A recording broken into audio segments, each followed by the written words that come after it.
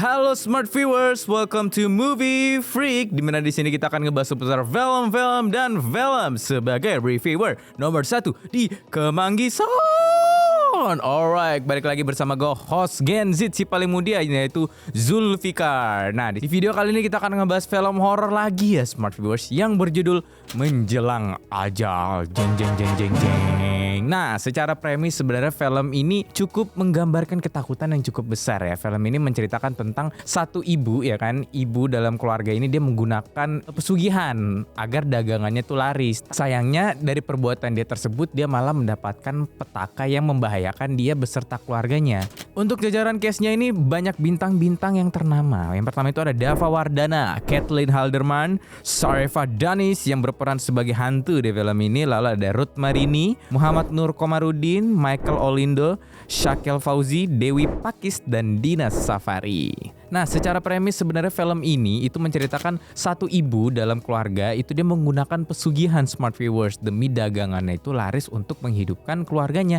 Tapi sayang seribu sayang dari perbuatannya dia ini malah menghasilkan malapetaka buat dia dan keluarganya. Kira-kira malapetaka apa yang dihadapin oleh dia dan keluarganya ya? Film ini tuh ngebuat gue jadi mikir ratusan kali kalau mau pakai pesugihan. Tapi kita bakal bahas film ini di sebelah. Yuk langsung aja kita ciao.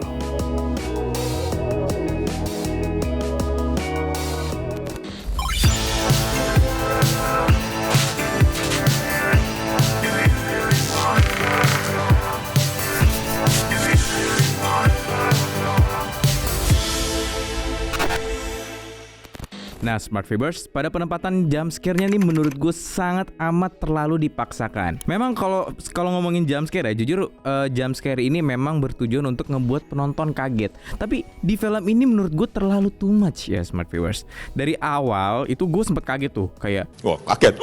Ini banyak banget jump scare gitu kan. Kayak gue pada saat di awal film tuh sempet kaget lah beberapa kali. Cuman di pertengahan sampai di ending film gue udah mulai ngerasa kayak wah ini kayaknya udah mulai berlebih nih, udah nggak pas lah porsi jump scare-nya gitu kan. Bahkan ada di momen-momen tertentu yang gua rasa harusnya di klimaks film ini tuh jump scare-nya itu harusnya berhasil ngebuat gua kaget. Tapi sayangnya karena gua udah tahu dan udah hafal kayak, oh ini mah bentar lagi paling ada jump scare, jadi kayak nothing special gitu loh. Sayangnya di situ. Tapi smart viewers, yang gue suka dari film ini adalah kita dibuat berempati sangat besar kepada si keluarga Sekar atau keluarganya Sarefa Danis. Dari awalnya ini mereka sudah ngebangun momen-momen sedih ya, mulai dari beberapa konflik antara ibu dan anaknya juga, lalu ada beberapa konflik tambahan subplot yang ngebuat kita tuh ya cukup sedih lah kalau misalkan beberapa hal ini tuh kalau misalkan terjadi di dunia nyata. Terus juga atas kejadian-kejadian yang mereka alami tuh jujur ya smart viewers, gue kasihan sama nih keluarga beneran dah, kayak ada aja gitu loh, kayak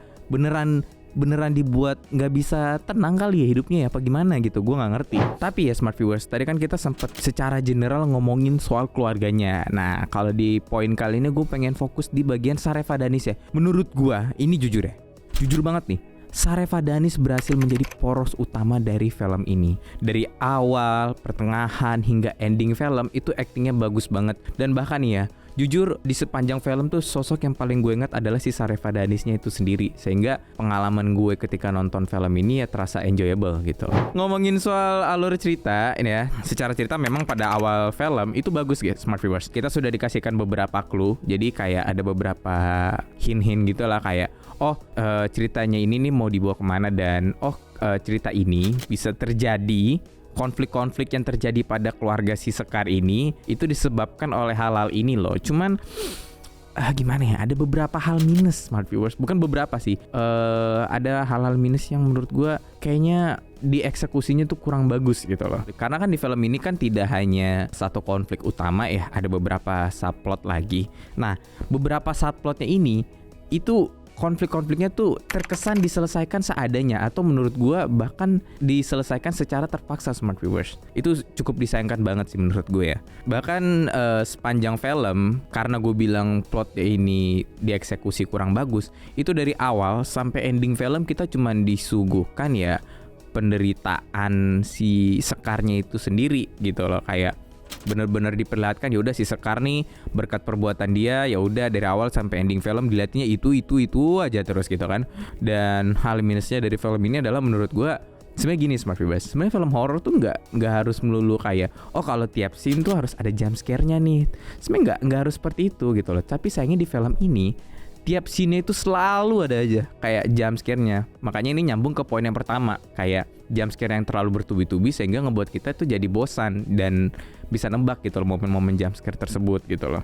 Untuk dari segi subplotnya sendiri menurut gue juga dieksekusinya kurang baik smart viewers. Salah satunya bisa kita lihat dari anak perempuan dari Sekar ini yang bernama Ratna. Dia mempunyai konflik yaitu bersama dengan pacarnya gitu kan. Menurut gue konflik ini dihadirkan tuh kayak seakan-akan ya udah cuman buat menambah durasinya gitu kan. Ya mengingat durasi dari film ini juga sebenarnya nggak terlalu lama banget ya smart viewers. Dan ending dari penyelesaian konflik si Ratna ini juga terkesan dibuat kayak ya udahlah yang penting kelar gitu loh. Tapi tidak ada proses yang menurut gue bisa diurutkan atau dijelaskan dengan baik gitu loh. Nah, tadi kan kita udah ngomongin soal beberapa poin-poin plot dan alur cerita. Ini kita mau geser di bagian visual. Oke lah, mungkin kalau dari segi plot itu sangat disayangkan ya smart viewers. Tapi kalau untuk dari segi visual, khususnya buat visual orang-orang yang terkena malapetaka itu bener-bener pertama tuh menurut gue sangat ngebuat nggak nyaman ya. Bisa kita lihat dari visual makeupnya si Sekar itu sendiri, bagaimana dia mendapatkan ganjaran atas perbuatannya dia. Itu bener-bener muka dia tuh digambarkan sangat semenyeramkan mungkin dan segor mungkin.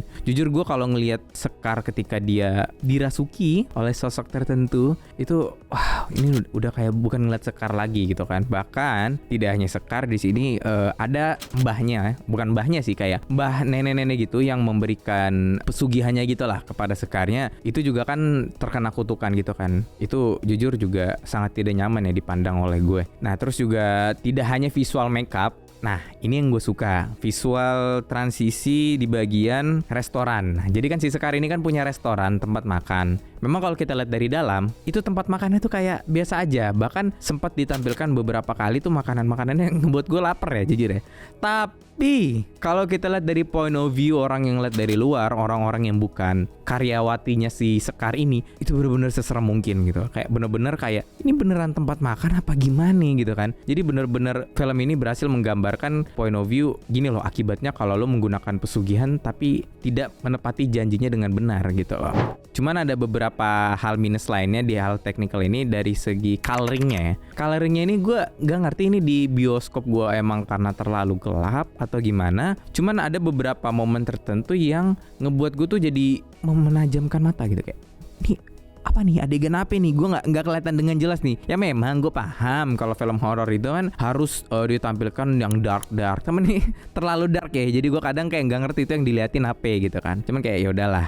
Nah untungnya di penutup film ini bisa meneteskan air mata buat sebagian besar orang, karena jujur menurut gue ini sangat menyentuh sekali ya smart viewers. Pada ending film ini setelah segudang rintangan, segudang konflik yang dihadapi oleh keluarga Sekar ya, akhirnya kita dibuat terharu ya atas hasil akhir yang ya diterimalah oleh keluarganya Sekar itu sendiri gitu kan. Dan juga di film ini digambarkan dengan sangat gamblang dan sangat jelas momen penyesalan dari si Sekar atas apa yang diperbuat, sehingga kita jadi mikir, aduh kasihan banget ya, coba si Sekar nggak ngelakuin ini gitu kan. Nggak kalau misalkan dia nggak ngelakuin pesugihan pasti nggak bakal kayak gini kok. Tapi ya di ending film ini bener-bener kita dibuat sedih smart viewers gitu kan.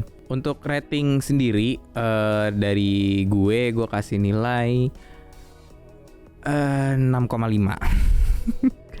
Sorry banget. Sebenarnya dari Saref Adanisya acting udah bagus banget, cuman dari segi eksekusi ceritanya kurang, cuman nggak apa-apa. Ya udah. 6,5 tuh bukan berarti jelek ya, maksudnya masih ya oke lah begitu buat ditonton. Kurang lebih kayak gitu aja smart viewers. Jangan lupa untuk like, comment, share, dan subscribe di YouTube channel Binus TV, dan jangan lupa untuk nyalain loncengnya biar kalian nggak ketinggalan video-video terbaru dari kita. Serta kita juga punya akun sosial media smart viewers. Di TikTok kita punya movie.freak. Dan di Instagram kita punya di moviefreak.review. Nah, di situ kita akan ngebahas seputar film dan informasi menarik lainnya seputar film. Kurang lebih kayak gitu aja smart viewers. See you in the next video. Bye bye.